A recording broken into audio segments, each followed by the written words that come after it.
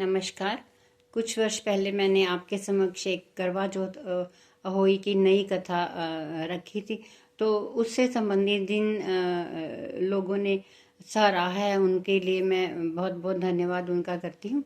तो जो उस कथा को लेके और हमारे धार्मिक अनुष्ठान जो उपवास व्रत को लेके जिन लोगों के कुछ प्रश्न थे और जो प्रतिक्रिया थी, उसी के निरंतर में मैं आज आपके समक्ष दोबारा अपनी संस्कृति और जो हमारे व्रत और उपवास हैं और जो हमारे त्योहार हैं उनसे संबंधित पहले बात करूंगी। फिर मैं आपसे करवा चौथ की जो नई कथा है वो आपके समक्ष रखूंगी। और सबसे पहले तो ये बात ये है कि जो हमारे उपवास और हैं वो केवल एक धार्मिक अनुष्ठान के रूप में हमें नहीं लेने चाहिए।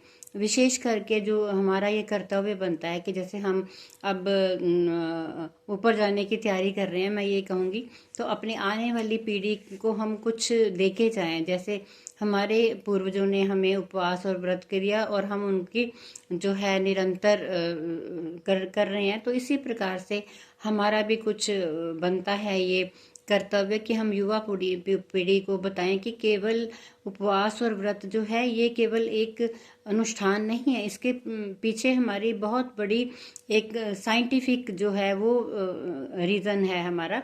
जैसे हमें हमारे जो व्रत उपवास है वो क्या सिखाते हैं, त्योहार क्या सिखाते हैं, उसके पीछे हमारी जो पुरातन संस्कृति रही है उसमें हमें सिखाया जाता है कि व्रत क्या है, एक संकल्प।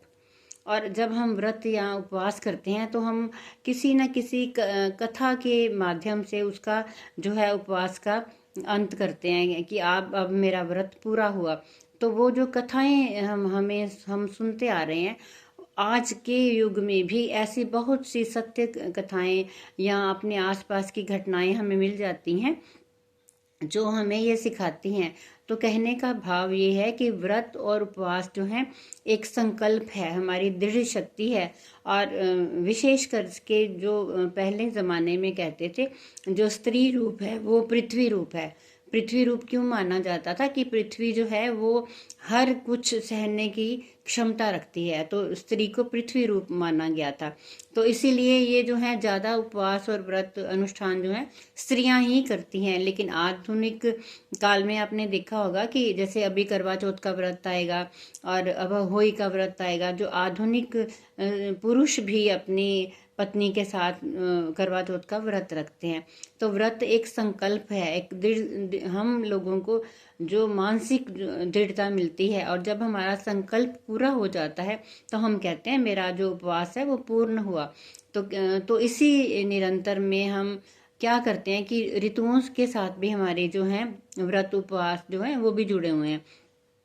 तो केवल इनको अंधविश्वास ना कह के हमारी युवा पीढ़ी को मैं ये बताना चाहती हूँ कि जो हम व्रत रखते हैं उसके पीछे हमारी दृढ़ दृढ़ संकल्प शक्ति और हमारा जो है धैर्य, और साथ ही साथ जो हमारे पूर्वजों ने कुछ पुरातन हमारी रीतियां बनाई हैं उसको भी हम जब पालन करते हैं तो ये हमारा व्रत है। तो अब इसी की श्रृंखला में मैं आपको अहोई माता की और करवा चौथ की जो है वो आपको मैं कथा बताती हूँ कि उस कथा के पीछे हम किस प्रकार से हम श्रम कर्म अपनी निष्ठा अपना समर्पण प्रभु के प्रति हम जो है हमारे भाव ये सब जो है प्रस्तुत करते हैं।